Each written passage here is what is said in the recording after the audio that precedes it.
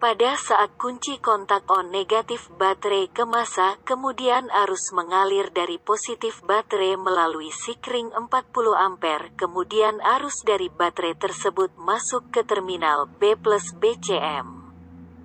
Pada saat bersamaan arus dari baterai juga mengalir melalui titik B+ kunci kontak kemudian keluar dari titik IG kunci kontak masuk ke terminal IG IPDM. Di dalam IPDM arus didistribusikan. Pertama, arus didistribusikan menuju relay ignition atau pengapian. Pada saat bersamaan arus juga didistribusikan menuju relay ECM. Kemudian relay pompa bensin dan CPU yang ada di dalam IPDM. Dan CPU akan memberikan massa. Dengan itu ketiga relay tersebut bekerja. Pertama, relay ignition akan mengalirkan arus negatif melalui sikring 10 ampere yang pertama yang selanjutnya masuk ke pin nomor 3 igniter dan masuk kumparan primer dan diteruskan ke pin nomor 2 igniter. Dan ke massa dan terjadi kemagnetan. Pada saat bersamaan juga arus mengalir melalui sikring 10 ampere yang kedua yang selanjutnya masuk ke pin 1 injektor. Pada waktu yang bersamaan juga relay ECM bekerja dan mengalirkan arus ke pin B+ atau ECM power supply yang mengakibatkan ECM bekerja. Pada waktu yang bersamaan juga relay pompa bensin bekerja dan mengalirkan arus ke pin 1 fuel pump dan mengakibatkan pompa bensin bekerja. Kemudian setelah CPU IPDM bekerja informasi data antara IPDM dengan ECM terhubung melalui jalur CAN atau Control Area Network.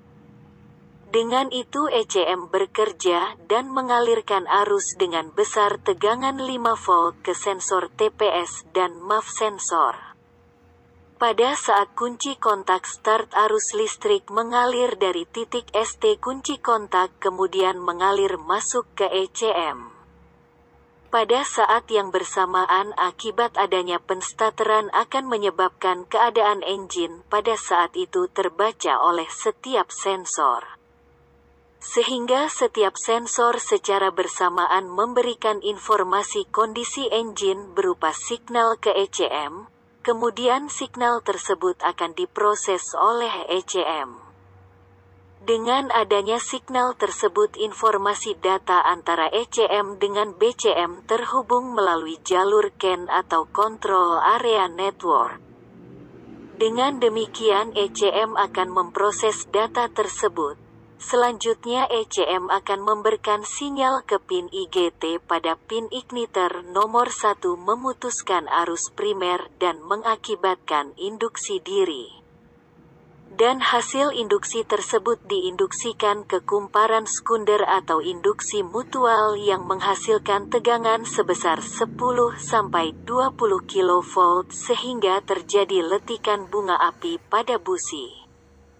Pada saat yang bersamaan ECM juga akan memberikan sinyal ke pin injektor nomor 2 injektor dan arus dari pin nomor 1 injektor akan melalui kumparan di dalam injektor dengan itu akan mengakibatkan kemagnetan dan plunger akan tertarik ke atas sehingga akan membuka saluran nozzle atau needle valve akan terangkat dari dudukannya.